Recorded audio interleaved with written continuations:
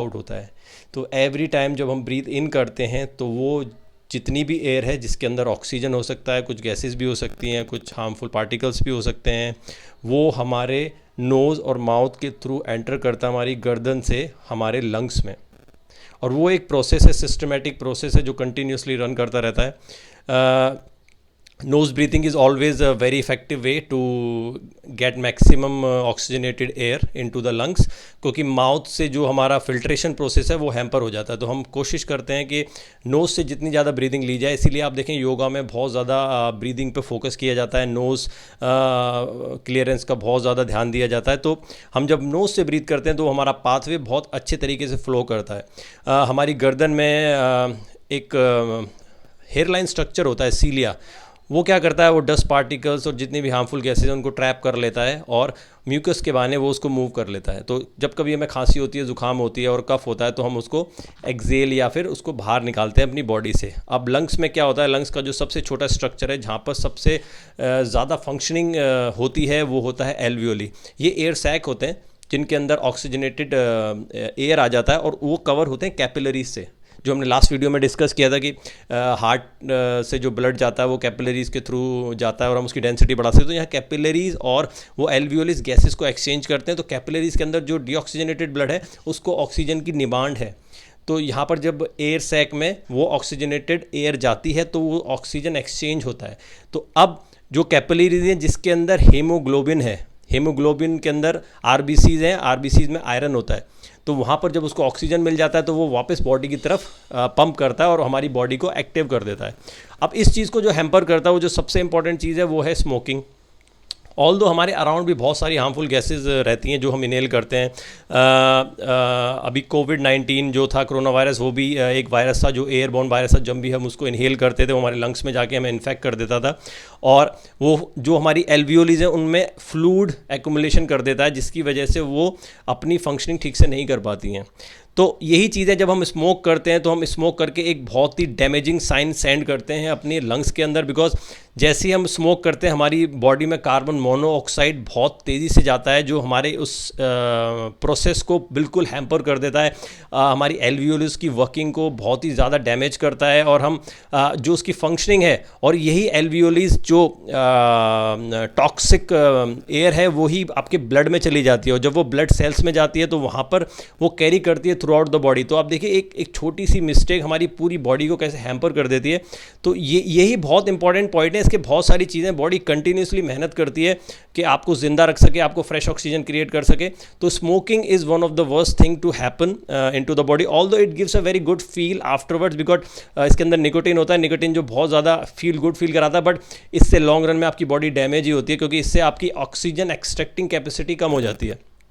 तो जैसी oxygen extracting capacity कम हो जाएगी, हमारी बॉडी में ब्लड जो एयर है जिसमें ऑक्सीजन है वो कम जाएगा और जब हमारे हार्ट के पास इतना ऑक्सीजन होगा ही नहीं तो वो फंक्शनिंग कर नहीं सकता, जिसकी वजह से ब्लड प्रेशर हाई हो सकता है, आपका ब्लड थिक हो सकता है और हीट स्ट्रोक के चांसेस हैं और ऑलमोस्ट मैक्सिमम जो डिजीज़ हैं वो एयर के थ्रू ही हम ट्रांसफ़र करते हैं अपनी बॉडी में। तो exercise is one of the best way to really increase the capillary density, जो हमने लास्ट वीडियो में बोला था स्टेडी स्टेट कार्डियो 20 से 30 मिनट आप स्टेडी स्टेट कर सकते हैं, स्पीड कम रखें बट कंटिन्यूसली आप मूव कर सकते हैं, जिसकी वजह से वो कैपिलरीज की जो डेंसिटी है और एक्सट्रैक्टिंग कैपेसिटी है वो बढ़ सकती है।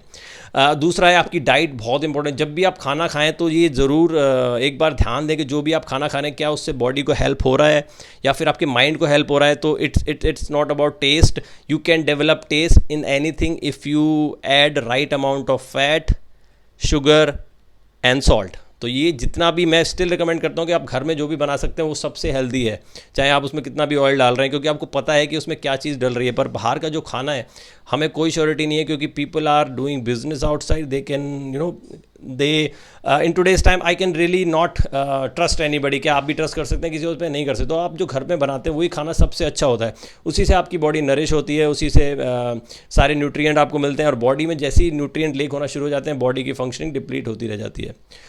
मैं स्टिल वंडर करता हूँ कि लोग बोलते हैं कि 40-50 पे यार अब तो हमारी उम्र हो गई है। वाई नॉट यार, people are living 122 years, 100 years and their lifestyle is very simple. So that's for my request.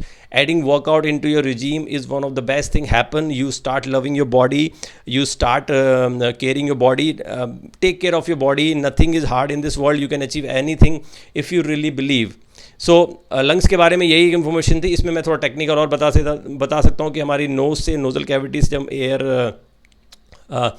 Inhale करते हैं तो हमारे गर्दन पर एक एपोग्लॉटिस होती है जो एक जो सेपरेशन क्रिएट करती है हमारे फूड पाइप को और नोज़ के पाथवे को. तो जैसे ही हम खाना खाते हैं वो जो लाइनिंग है वो ड्रॉप हो जाती है ताकि हमारा जो खाना हमारे लंग्स में ना जाए, हमारे स्टमक में चला जाए. और ट्रैकिया के थ्रू वो जाता है ब्रोंकियाई में, और ब्रोंकाइस की ब्रांचेज होती है ब्रोंकियालिस. तो ऐसे अगर हम पेट का स्ट्रक्चर देखें उल्टा करके तो हमारा लंग्स इस तरीके से हम देख सकते हैं कि जो हमारी जड़ है वहाँ से हमारा एयर जा रहा है, फिर जो हमारी टहनियाँ हैं वहाँ टहनी से हमारी एयर जो ऑक्सीजनेटेड एयर जा रही है, फिर वहाँ पर जो भी हमारी पत्तियाँ हैं वो पत्तियाँ हमारी एल्वियोली सैक हैं और उनके इर्द गिर्द हमारी कैपिलरीज कवर्ड है वो ऑक्सीजनेटेड ब्लड लेने के लिए. तो ये बहुत ही सिस्टमेटिक काम है. 23,000 बार हमारा लंग्स पंप करता है ऑक्सीजनेटेड ब्लड और डीऑक्सीजनेटेड ब्लड को बाहर, डीऑक्सीजनेटेड एयर को बाहर निकालता है. सो गाइज बहुत ही कॉम्प्लेक्स स्ट्रक्चर है बॉडी का. हम केवल उसको हेल्प कर सकते हैं कि अगर एक आदमी को 2 काम दिए जाएँ तो अच्छा कर लेगा, 3 काम दिए जाएँ तो थोड़ी सी उसकी क्वालिटी हैम्पर हो जाएगी, पर अगर उसको 10 काम दे दिए जाएँ और फिर उस पर बहुत ज़्यादा बर्डन डाला जाए तो it will explode and it will really damage his working efficiency. यही हमारे ऑर्गन्स के साथ होता है. So I do have a request to all of you guys, please take care of your body. और जो भी आप खाना खा रहे हैं एक बार ज़रूर सोचें कि उस खाने को खाने का लंबा फ़ायदा है. खाना हमें एनर्जी प्रोवाइड करने के लिए दिया जाता है, हमें नरिशमेंट,